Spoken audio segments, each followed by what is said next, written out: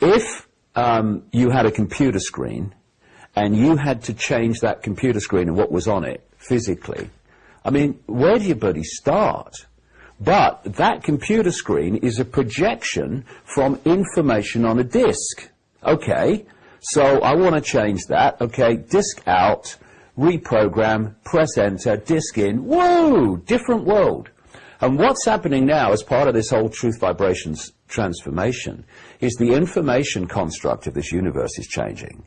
As it does, it's a cycle. I mean, the ancients talked about the circular nature of time. And this for me, Bill, and I can only speak, you know, when I talk like this, from where I'm coming from and what I've researched. People will have to come to their own conclusions, of course. It's only right. But the ancients talked about the circular nature of time. And it's like a cosmic game.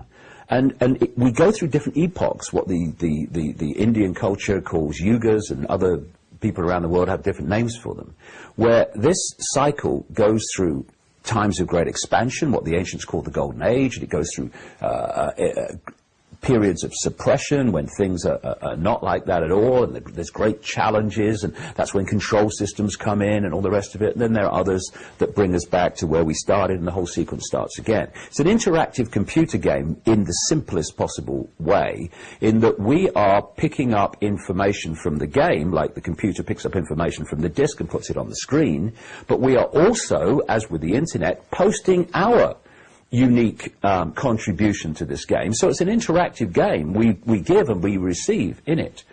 And it seems very powerfully right to me, going right back to the truth vibrations coming into my life 20 years ago, that awareness of it anyway, is that we are moving at this time from a period of suppression. I don't think anyone needs any convincing of that. And we're moving into a period of much greater expansion of consciousness, expansion of awareness, from fear and insecurity. And insecurity is the key to understanding why people want control. If people want control, or any other entity, whatever we want to call them, want control over others, want control over not the power to express your own life, express your own experience, but power over others' experience, which is what we're talking about with the control system, then that is always, always, always the manifestation of deep insecurity. So the control system's run by insecure people. And we're moving from this period now, and we're at this cusp, which is why it's all really bumpy, because we're now in this period where there is a tussle, symbolically and literally in many ways, between the energetic construct of this control, suppressed epoch, if you like, at the cusp going into this other one. And so we've got a situation where the control system is desperately trying to hold on to its power, which it's had through this period, and the truth vibrations, this energetic quickening, which delivers to us a whole new level of information to decode and therefore manifest a different world. They're at this tussle point, this cusp point. And every minute and every year, as we measure time that passes, this truth vibrations level of awareness is going to be imposing itself as the norm. And so I say that the control system is doomed. I'm incredibly optimistic. It's not a case of, it's doomed, so I'm going to sit here and do nothing because it's doomed. It's not like that. We are an expression of these energies, and therefore we need to tune into them, follow their guidance, follow their inspiration, whatever, and be a five-sense reality expression of them. It's not just about sitting around letting it happen. We're making choices here. Are we going to go with this new flow of massive expansion and freedom and potential of unimaginable proportions compared with our reality here, or are we going to try to hold on to the world that we've lived in up to this point of control and suppression and winners and losers, and some must have, therefore a lot must lose, and all this stuff? Because that's the choice we're making. That's the fork in the road. And people who hold on to this energy, this reality, are going to have some real challenging times. Everyone is, of course, because we're at this epoch of change, but really challenging times, because they're attaching their awareness, they're attaching their sense of reality to an energetic construct that is in its death throes. And if you bring it back, Bill, to the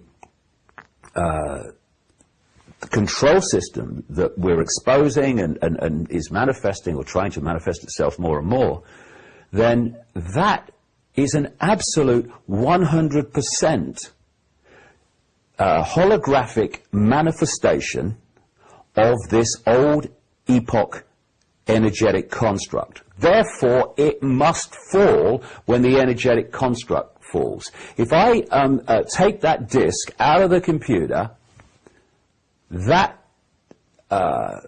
picture on the screen that the computer is manifesting from that information must go black. It must go blank. And because the information construct which has created that is no longer there. And that's where we're going. And like I say, we're in for some challenging times because we're in this bumpy middle cusp changeover period, the transformation. But my goodness me, you know, our kids and grandkids are not going to live most of their lives in a control system as it so looks like they're going to at this time. And will look like it for a few years yet. But this whole thing's coming down. It's a great time to be alive. Very wonderful time to be here to see suppression and limitation replaced by expansion and infinite potential. Wonderful, wonderful time, challenging as it is. What I love about the way that you explain about that is it marries perfectly. Some viewers may recognize this with the theoretical work of a British physicist called David Bohm, B-O-H-M.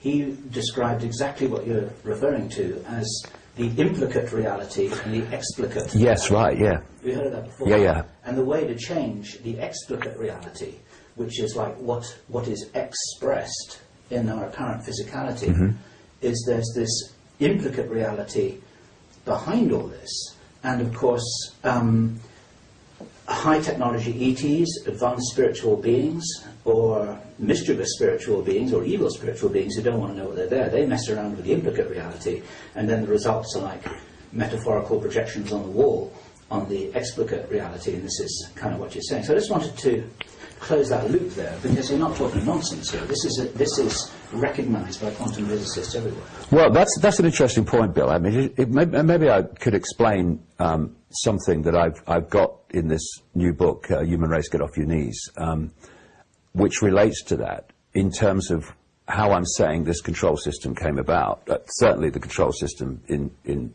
the time that we can go back and recognize it. I'm saying that there was a time when this planet, this reality, was in the period of what the ancients called the Golden Age. In fact, I think there's a Golden Age Yuga in Indian Hindu belief. And that is a time of great expansion and connection.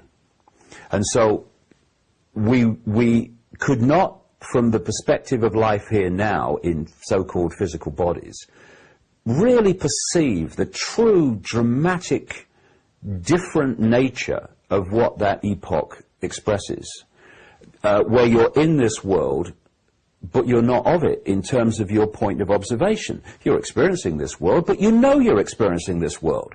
You're not in this world and you think this world is all you are. You're there.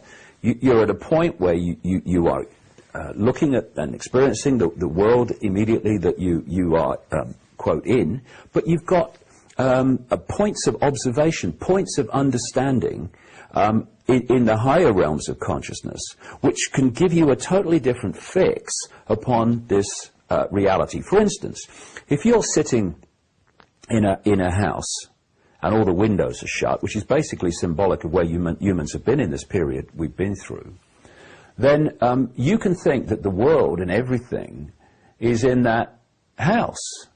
But you open a window as you pull your point of observation back, not just from within that house, but from much higher levels of perception, because of this connection between experiencing level and higher levels of consciousness. Suddenly you realize The house is in a street.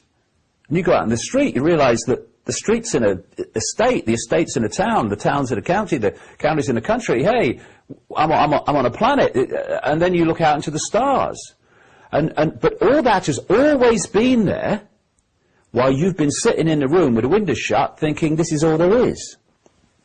So that golden age period where people knew that we were all one consciousness, I mean, meant that the conflict, the division, the competition, that I must win, I must get to the top of the greasy pole, the sense that there is division between us, there is a partness between us, that doesn't manifest in these periods of expansion and understanding. We realize we're one unified consciousness which has different points of observation which we give different names to.